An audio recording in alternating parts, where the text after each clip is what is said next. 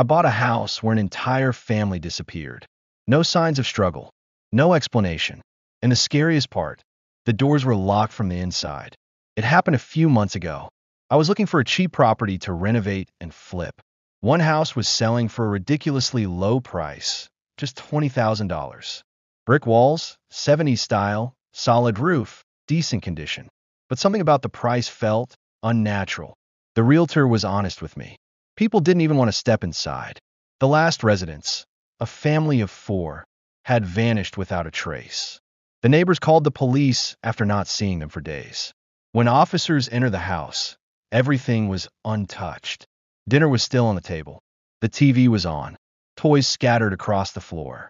But no one was there. There were no signs of forced entry, no break-in, no struggle. And all the windows and doors were locked from the inside. They never found any explanation.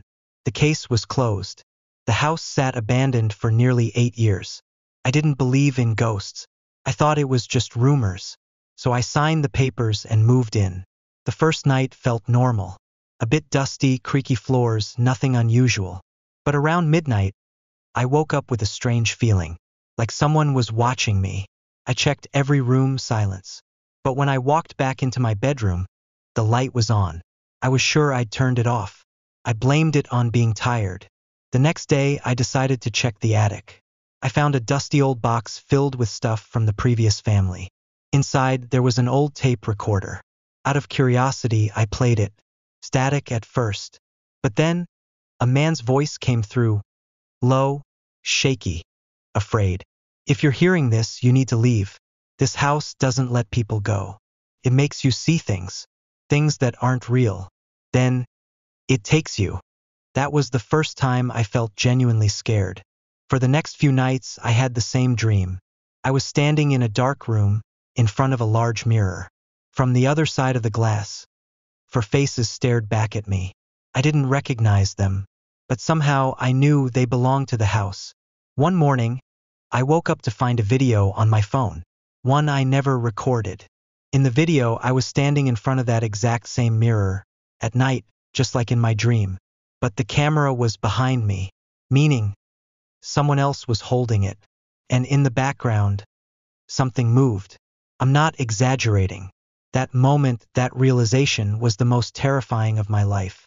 I started digging into the house's past. Turned out, this wasn't the first disappearance. In 1992, a retired monk living there also vanished. Before that, a woman was committed to a psychiatric hospital after she reported whispers coming from the walls. And before all that, the house was built on the ruins of an old asylum. Shut down for ethical violations. With no further details, I decided I was done. I had to leave, sell everything, walk away. But on my last night there, while I was packing my things, the worst happened. The door wouldn't open. I tried the key. Nothing. I kicked and pushed. It felt sealed from the other side, like the house itself was holding me in. My phone lost signal. The windows wouldn't budge. I shouted. I slammed the walls. Nothing but silence. And then, I heard the tape recorder. Turned on by itself. This time, it was my voice on the recording. Even though I never recorded anything. I came here to find out what happened. But now, I'm part of this place. Just like the others. Then, everything went black. I woke up the next morning. The door was open. Everything looked normal. As if nothing had ever happened. I left that day and never went back. But you know what's the scariest part? 3 months later, I saw a listing online. House for sale. Great condition. New owner missing. I couldn't find the logic for a long time. Until I came across a note buried in the hospital archives. A brief mention of an engineer who once worked at the same psychiatric facility. After the hospital was shut down, he bought the land and personally designed the house. In 1983, he officially disappeared. But since then, every disappearance in the house has happened on the same date, his birthday. I found a hidden room behind a wall in the basement. Inside, an old chair, a camera, folders, and photos of everyone who had vanished. And among them, a photo of me. In the corner, a brand new tape recorder. A voice, not mine, said, "You're not the first, and not the last. But you're the most interesting. In the engineer's journal, I read, this house isn't a curse. It's a tool. It isolates the soul, leaving only the shell. When consciousness is purified, the body is no longer needed. Those who disappear become part of the experiment. It's not the house that takes people. It's the one who created it. And he's still there. I escaped, but I can feel it, not forever.